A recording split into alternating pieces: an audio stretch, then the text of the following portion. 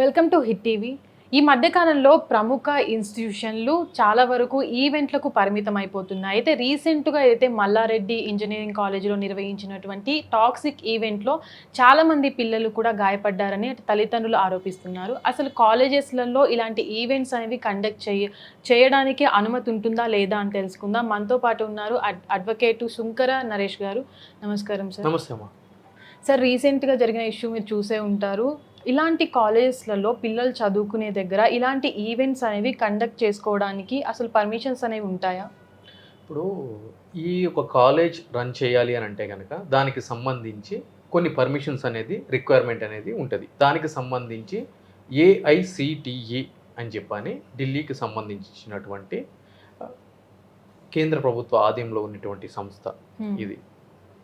So ఆ యొక్క సంస్థ ఇచ్చేటువంటి పర్మిషన్ తోటి ఈ యొక్క కాలేజెస్ అన్నీ కూడా రన్ అవుతూ ఉంటాయి. దానికి సంబంధించి పిల్లల యొక్క అడ్మిషన్స్కి సంబంధించి, బోధనకు సంబంధించి, వసతులకు సంబంధించి కాలేజ్ యొక్క స్టాండర్డ్స్ ఏ విధంగా ఉండాలి ఏంటి అని చెప్పని క్లియర్ కట్గా నిబంధనలు అనేది పొందుపరిచి ఉండటం జరుగుతుంది. అయితే ఇక్కడ కాలేజెస్లో ఈ సినిమాకి సంబంధించి, పొలిటికల్కి సంబంధించేటువంటి ఈవెంట్స్ కండక్ట్ చేయడానికి సంబంధించి అసలు ఏ విధమైన అనుమతులు కావాలి అనేది మనం మాట్లాడుకోవాలి అని అంటే కనుక ముఖ్యంగా మనందరికి తెలిసిన విషయమే, కాలేజెస్లో ఏం జరుగుతుంది అంటే కనుక ఫెస్టులు జరుగుతూ ఉంటాయి. కానీ అది ఎవరికి పరిమితము అని అంటే కనుక కాలేజీలో చదువుకునేటువంటి విద్యార్థులకు వరకు మాత్రమే అది పరిమితమై ఉంటుంది. ఇప్పుడు ఆ సంస్కృతి బరి తెగించి ఎంతవరకు వెళ్ళింది అని అంటే కనుక ఈరోజు ఏ సర్టిఫికేషన్ ఉన్నటువంటి టాక్సిక్ అనే మూవీతోటి, అంటే ప్యూర్లీ సెక్సువల్ అబ్యూస్ వర్డ్స్ అటువంటి సీన్స్ ఉన్నటువంటి ఒక మూవీకి సంబంధించినటువంటి ఈవెంట్ని మల్లారెడ్డి కాలేజీలో కండక్ట్ చేయడం జరిగింది. సో దానికి సంబంధించి ఇనిషియల్గా 7,000 మంది అటెండ్ అవుతారు అని చెప్పని పర్మిషన్ తీసుకుని 20,000 మంది అనేది అటెండ్ కావడం జరిగింది. 10 గంటల వరకు ప్రోగ్రామ్ క్లోజ్ అయిపోతుంది అని చెప్పిన వ్యక్తులు 11 గంటల వరకు కూడా క్లోజ్ చేయకోకుండా ఆ విధంగానే ఈవెంట్ అనేది కంటిన్యూ చేయడం జరిగింది. అయితే ఇక్కడ మనం చూసుకున్నట్లయితే కనుక ఈ విధంగా కళాశాలలు అనేవి పిల్లల యొక్క భవిష్యత్తును తీర్చిదిద్దడానికి, వాళ్ళకి చదువుని చెప్పడానికి, వాళ్ళకి విద్యాబుద్ధులు నేర్పించడానికి, సంస్కారం నేర్పించడానికి ఆ యొక్క ఆస్థానాల కనుక మనందరం కూడా భావిస్తాము. కానీ ఈరోజు ఏం జరుగుతుంది అని అంటే కనుక వాళ్ళ యొక్క రాజకీయ సులాభం కోసము, వీళ్ళు వాళ్ళని ప్రమోట్ చేసుకోవడం కోసము ఈరోజు మల్లారెడ్డి గారు ఏం చేస్తున్నారు అని అంటే కనుక వారి యొక్క కోడలు ప్రీతి రెడ్డి గారిని ఎంపీగా కంటెస్ట్ చేపియాలి అని చెప్పనేది ఆయన యొక్క ప్రధానమైన కోరిక. ఆవిడ కూడా దానికి అనుగుణంగానే ముందుకు వెళ్ళటం, అడుగులు వేయడం జరిగింది. ఎందుకు టాక్సిక్ ఈవెంట్ దీంట్లో కండక్ట్ చేశారు అని అంటే కనుక నాకు తెలిసి ఆవిడ కర్ణాటక ప్రాంతానికి సంబంధించినటువంటి వ్యక్తి. సో కాబట్టి ఈ యొక్క మూవీ కానీ హీరో కానీ అందరూ కూడా కర్ణాటక ప్రాంతానికి సంబంధించినటువంటి వాళ్ళే. సో కాబట్టి ఒక ప్రాంతీయ అభిమానంతో పక్క రాష్ట్రం అంటే తెలంగాణ రాష్ట్రంలో ఒక కోడలుగా ఉండి నాకు ఇంత పెద్దటి సంస్థానం ఉంది అని చెప్పి చూపించుకోవడానికి ఆవిడ ఒక పిఆర్ చేసి ఆ యొక్క ఈవెంట్ని ఇక్కడ పెట్టడానికి ప్లాన్ చేసింది అనేది నేను అనుకుంటున్నాను. సో అదేవిధంగా ఇక్కడ మనం చూసుకున్నట్లయితే కనుక ఈ ఈవెంట్ వల్ల ఏం జరుగుతుంది అని అంటే కనుక ఈరోజు మనందరికీ తెలిసిన విషయమే, ఒక రాజకీయ సభలు కానీ, అదేవిధంగా సినిమాకి సంబంధించిన సభలు కానీ, అదేవిధంగా స్పోర్ట్స్కి సంబంధించినటువంటి ఈవెంట్లు కానీ ఎక్కడైనా సరే జరిగినప్పుడు ఏమవుతుందంటే కనుక మనకి ఇటువంటి ఎంటర్టైన్మెంట్కి సంబంధించినటువంటిని కూడా without there being investing single penny భయంకరమైన పబ్లిసిటీ అనేది రావడం జరుగుతుంది. యావత్తు దేశము, ప్రపంచం అంతా కూడా ఈ సినిమా అనేది దట్టు మిగిలిన రంగాలతో కంపేర్ చేస్తే సినిమా అనేది చాలా తొందరగా ఈ యొక్క ప్రసార మాధ్యమాల ద్వారా కానీ, సోషల్ మీడియా ద్వారా కానీ, వేరే ద్వారా కానీ ప్రజల యొక్క దగ్గరికి వెళ్ళడానికి చాలా తొందరగా అట్రాక్ట్ అవడం, ఎందుకంటే ఎంటర్టైన్మెంట్ యాంగిల్ ఉంది కాబట్టి. సో దానికి సంబంధించి పిల్లల యొక్క భవిష్యత్తుని అంధకారంలోకి నెట్టి వీళ్ళ యొక్క స్వప్రయోజనాల కోసము ఈ యొక్క కళాశాల ప్రాంగణాలని వాళ్ళు ఈ విధంగా తందనాలాడడానికి ఉపయోగిస్తున్నారు. ఇది ముమ్మాటికి కూడా చట్ట వ్యతిరేకమైన చర్య.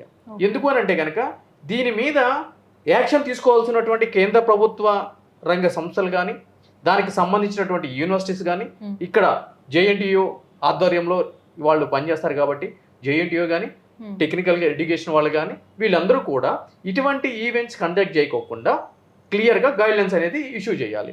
2022లో కూడా ఢిల్లీ యూనివర్సిటీలో ఈ విధంగానే మింద్రా హౌస్ అని చెప్పని ఒక ఈవెంట్, ఎస్పెషల్లీ ఆ కాలేజీకి సంబంధించినటువంటి ఆడపిల్లలు చేసుకునే ఈవెంట్లోకి కొంతమంది మగ వ్యక్తులు వచ్చి వాళ్ళని అసభ్య పదజాలంతో, అదేవిధంగా అసభ్యంగా తాకరాని చోట తాకుతూ సెక్సువల్ అబ్యూస్ వర్డ్స్ యూజ్ చేస్తూ అటువంటి యాక్ట్స్కి పాల్పడిన సంఘటనలు మనందరికి విదితమే. దీని మీద అప్పట్లో ఢిల్లీ పోలీస్ స్టేషన్లో కూడా కంప్లైంట్ అనేది రిజిస్టర్ కాపట్టడం జరిగింది. దాని తర్వాత ఢిల్లీ ఆ యొక్క యూనివర్సిటీ వాళ్ళు స్ట్రిక్ట్ గైడ్లైన్స్ అనేది చేయడం జరిగింది. ఈ యొక్క ఈవెంట్స్ కండక్ట్ చేసేటప్పుడు క్లియర్గా ఈవెంట్స్ అనేది కాలేజీలో చదివేటువంటి విద్యార్థులకు సంబంధించి మాత్రమే పరిమితం కావాలి తప్ప బయట వాళ్ళకి ఎవరికి కూడా ప్రవేశం కల్పించడానికి వీలు లేదు అని చెప్పని.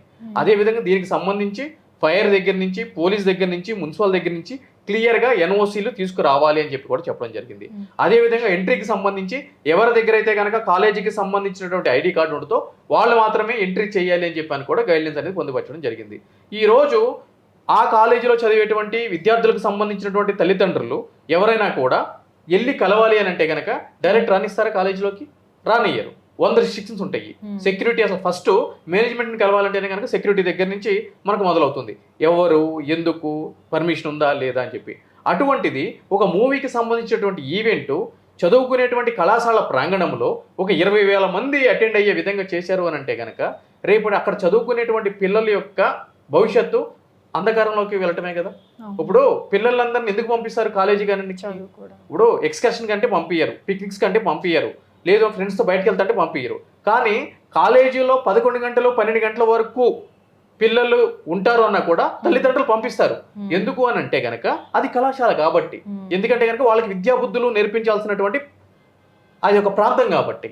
కానీ దీన్ని వీళ్ళు ఈ విధంగా ఒక బూతు సినిమా కోసము ప్రమోట్ చేసి పిల్లల్ని పక్కదోవ పట్టించే విధంగా ఈ యొక్క కాలేజీ యాజమాన్యాలు, సంస్థలే ఈ విధంగా ప్రేరేపిస్తున్నాయి అని అంటే కనుక ఈరోజు ఈ యొక్క వ్యవస్థ ఏ విధంగా ముందుకు వెళ్తుంది అనేది ప్రతి ఒక్కళ్ళు కూడా ఆలోచించాల్సిన ఆవశ్యకత ఉంది.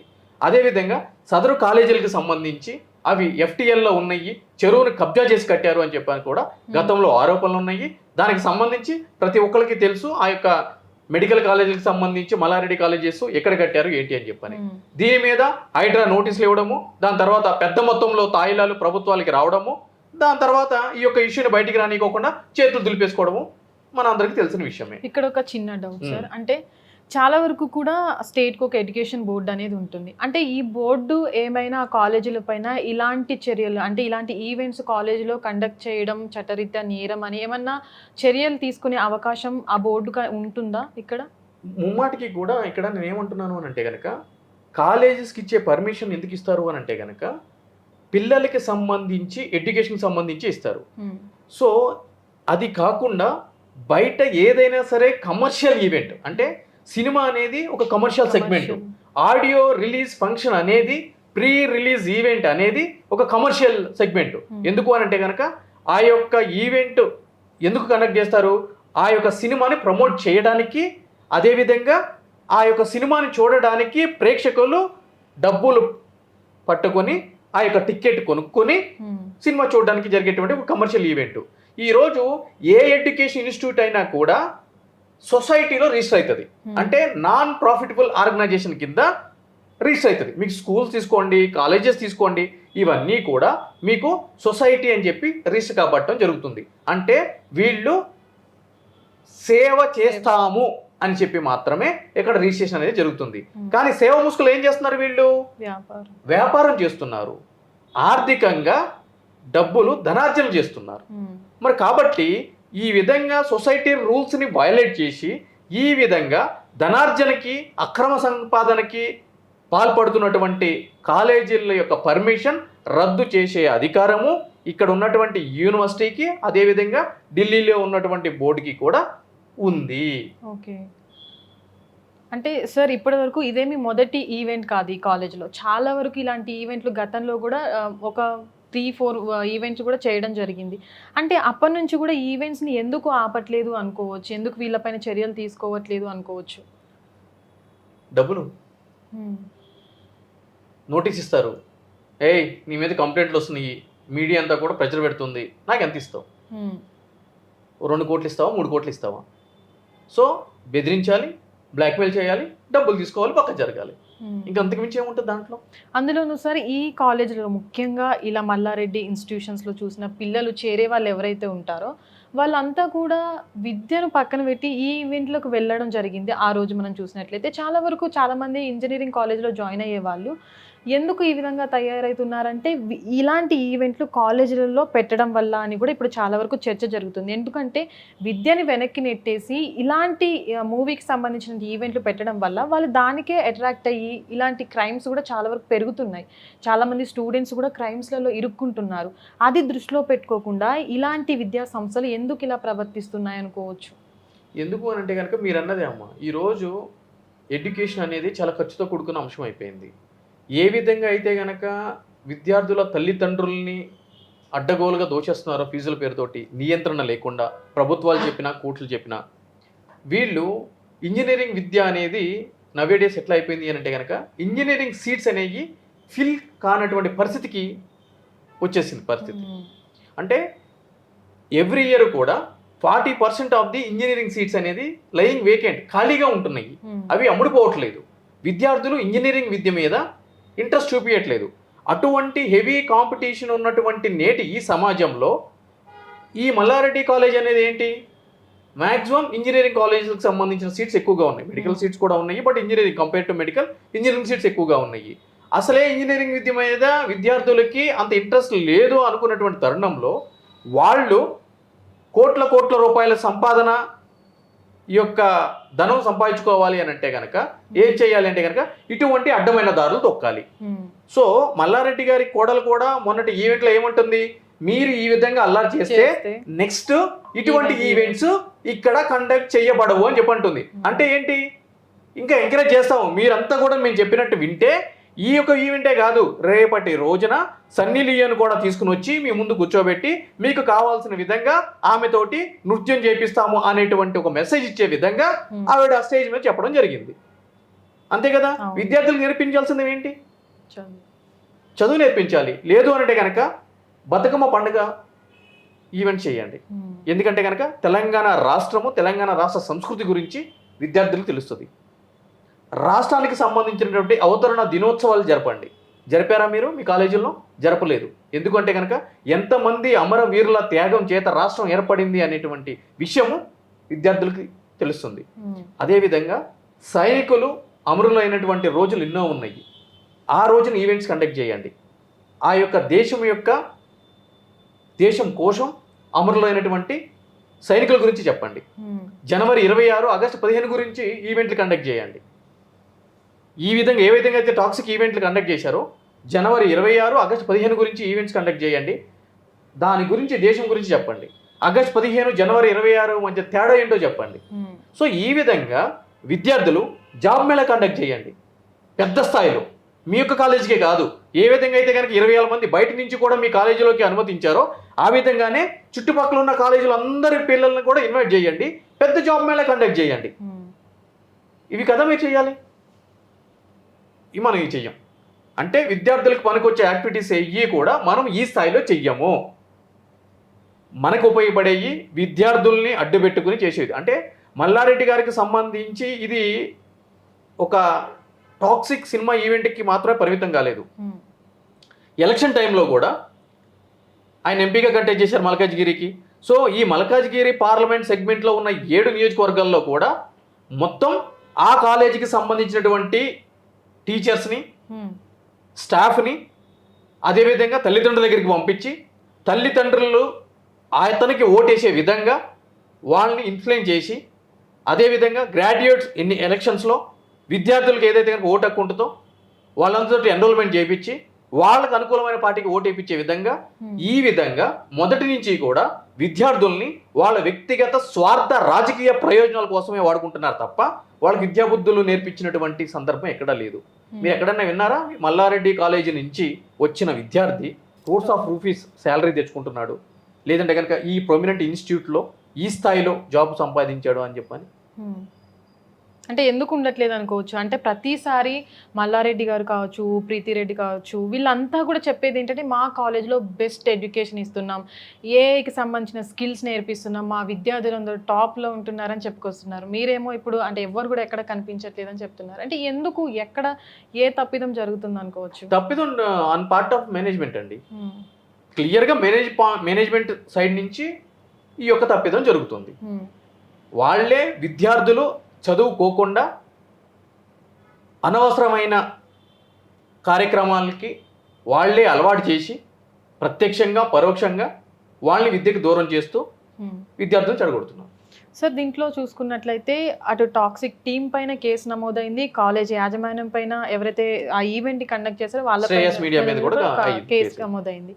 అయితే ఇక్కడ ఎవరు బాధ్యతగా ఉండాలంటారు? ఈవెంట్కి వచ్చిన ఏవైతే మూవీ తీసిన సెలబ్రిటీస్ కావచ్చా, కాలేజ్ యాజమాన్యం కావచ్చు, పిల్లలు అంతమంది వచ్చినప్పుడు అంత అర్ధరాత్రి అయినప్పుడు ఏదో ఒక చిన్న తప్పిదం జరుగుతుంది, పిల్లలకి ఏదైనా జరిగితే అది మా మీదే పడుతుందన్న ఆలోచన లేకుండా ఇలా వ్యవహరించారనుకోవచ్చా?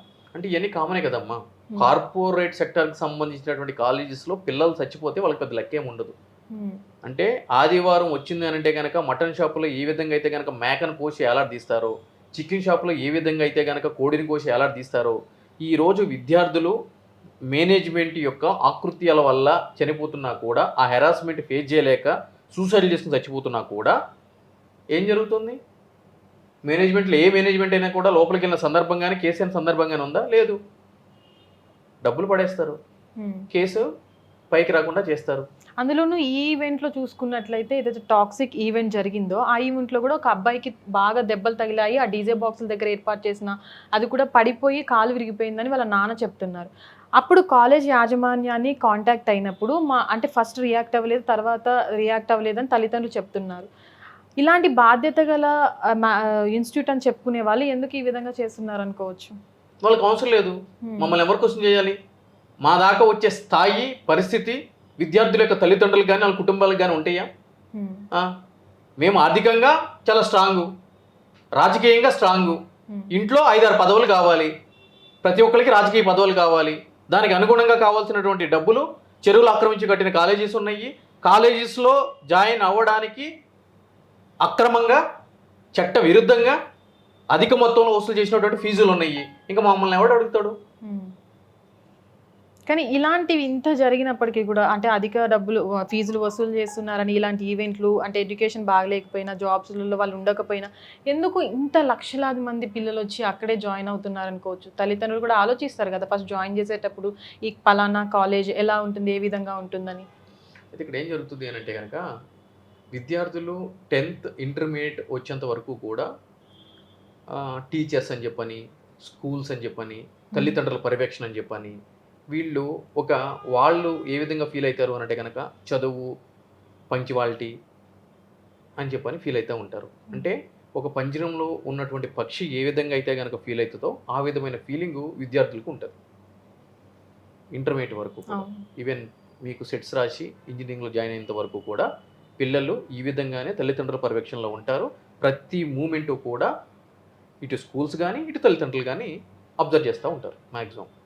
When it comes to engineering, ఆ ఇంజనీరింగ్ వచ్చే టైంకి, అంటే ఇంటర్మీడియట్ అయిపోయిన తర్వాత విద్యార్థులు ఏ విధంగా ఫీల్ అవుతారు అని అంటే కనుక, వాళ్ళకి స్వేచ్ఛ వచ్చినట్టు, వాళ్ళు జీవితంలో తీసుకోవాల్సినటువంటి డెసిషన్స్ ఏవైతే ఉంటాయో వాళ్ళు ఇండివిజువాలిటీగా వాళ్ళకి కావాల్సిన విధంగా తీసుకోగలిగినటువంటి పరిస్థితి వాళ్ళకు ఉన్నట్టు ఫీల్ అయ్యి, సో వాళ్ళ డెసిషన్ మేకింగ్ అనేది ఇక్కడ తెర మీదకి రావడం జరుగుతుంది మ్యాక్సిమం.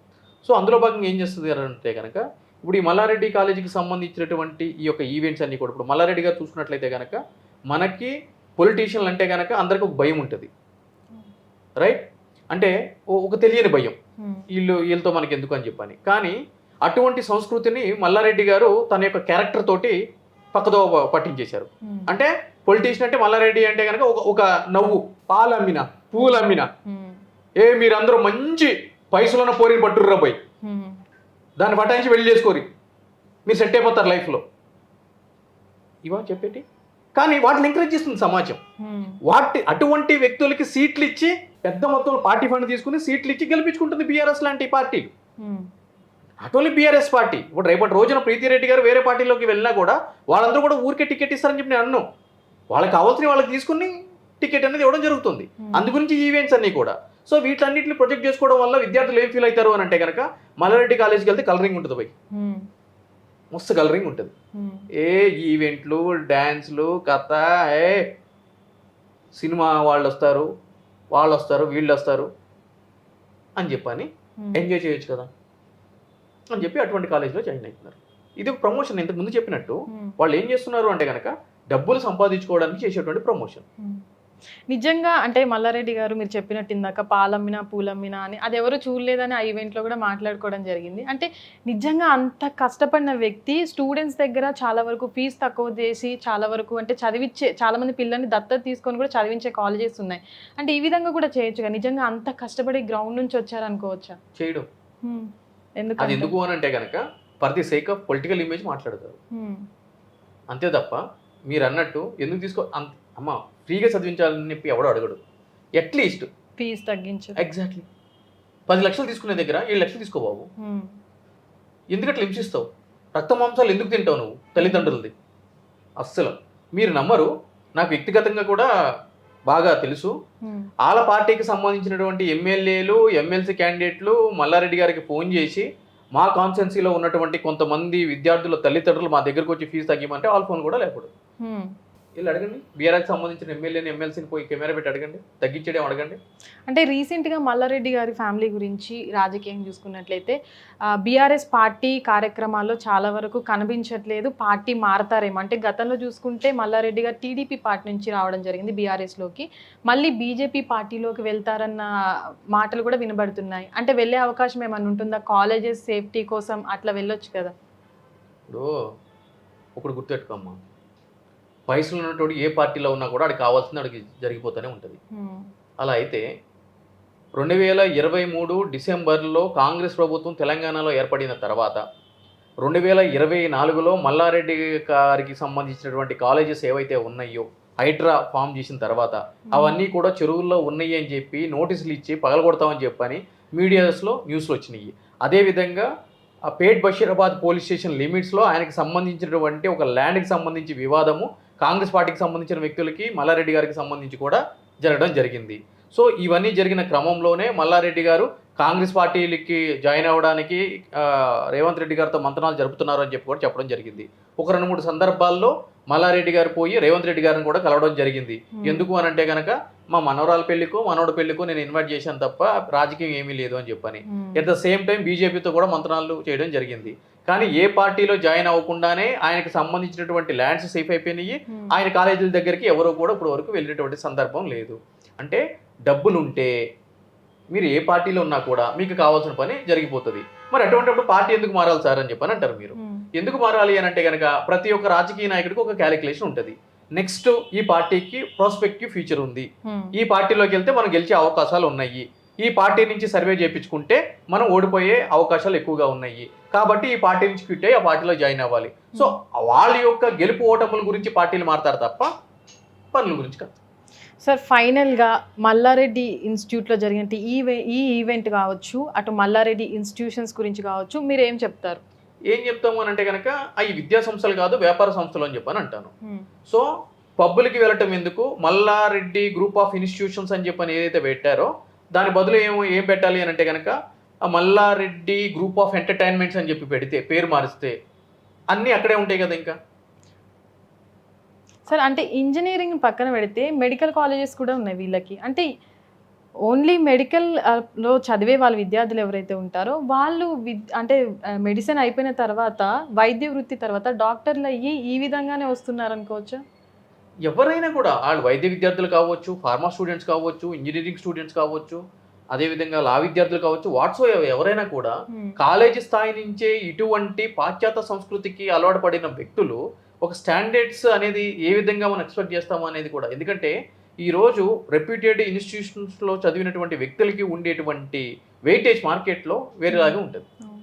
సో ఈ విధంగా విద్యా కేంద్రాలని వ్యాపార కేంద్రాలుగా మార్చి ఈ పాశ్చాత్య సంస్కృతితోటి ఈ డ్యాన్సులు, ఈ ఆఫ్ డ్రెస్సులు, ఈ క్లీవేజ్ షోలు ఇవన్నీ ఏం చూపిస్తున్నారు పిల్లలకి?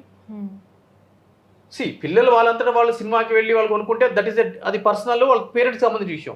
కానీ మీరు కాలేజీల లెవెల్ నుంచి ఎంకరేజ్ చేస్తున్నారు కదా, ఇంకా వాళ్ళకి అడ్డు అదుపు ఎక్కడ ఉంటుంది? చదువుకోవాలనేటువంటి ఇంట్రెస్ట్ ఎక్కడ ఉంటుంది? ఇవన్నీ పాయింట్ ఫర్ కన్సిడరేషన్ కదా. సో వాటికి అనుమతించిన బోర్డ్స్ కూడా సొసైటీ పేరు మీద ఈ విధంగా పర్మిషన్ తీసుకుని ఈ యొక్క వాణిజ్యానికి సంబంధించినటువంటి వ్యాపారానికి సంబంధించినటువంటి కార్యక్రమాలు నిర్వహిస్తున్నప్పుడు కంపల్సరీ నోటీసులు ఇచ్చి కాలేజ్ యొక్క పర్మిషన్ క్యాన్సిల్ చేయాలి, కానీ క్యాన్సిల్ చేయరు అని కూడా అంటున్నాను నేను. కానీ అంటే ఇదివరకు ఎలాగ ఇన్సిడెంట్స్ జరిగాయో ఇష్యూస్, దానిలాగే 2 రోజులు మాట్లాడుకొని ఇది కూడా అదే విధంగా వెళ్ళిపోతుంది అనుకోవచ్చా? 2 రోజులు కూడా లేదు, ఒక రోజే మాట్లాడుకున్నారు కదా, కొత్త టాపిక్స్ వచ్చేసినాయి. అంటే ఏ విధంగా కవర్ చేస్తున్నారు అనుకోవచ్చు వీటన్నిటిని? మేనేజ్మెంట్ మొత్తం ఎవరికి వెళ్ళేది వాళ్ళకి ప్యాకెట్లు వెళ్ళిపోతాయి. హిట్ టీవీ యాప్, ఇందులో short news, live news, entertainment shows, movies, digital magazines తో పాటు మీ జిల్లా వార్తలను కూడా ఫ్రీగా చూడొచ్చు. ఇంకెందుకు ఆలస్యం, వెంటనే హిట్ టీవీ యాప్ ని డౌన్లోడ్ చేసుకుని ఫ్రీగా ఎంటర్టైన్మెంట్ పొందండి. Hit TV app. Hit TV app. Please download hit TV app. Hit TV app ని ఫ్రీగా డౌన్లోడ్ చేసుకొని ఎంజాయ్ చేయండి. మీకు నచ్చిన ఎంటర్టైన్మెంట్ కోసం హిట్ టీవీ యాప్ ని ఫ్రీగా డౌన్లోడ్ చేసుకొని ఎంజాయ్ చేయండి. హిట్ టీవీ యాప్ ని డౌన్లోడ్ చేసుకుని ఆస్వాదించండి, ఆశీర్వదించండి. ఇంతమంది సెలబ్రిటీలు హిట్ టీవీ యాప్ ని డౌన్లోడ్ చేసుకోండి అని చెప్తున్నారంటే ఎంత మంచి యాప్ ఆలోచించండి. అమెరికా అమెరికా అమెరికా అమెరికాలో చదవాలనుకునే వాళ్ళకి విశ్వసనీయమైన పేరు మన శౌర్య కన్సల్టెన్సీ. UK లో 1 year masters. UK లో 1 year masters. 2 years work permit up to 5 years visa. Contact Saurya Consultancy. Contact 89851 89851.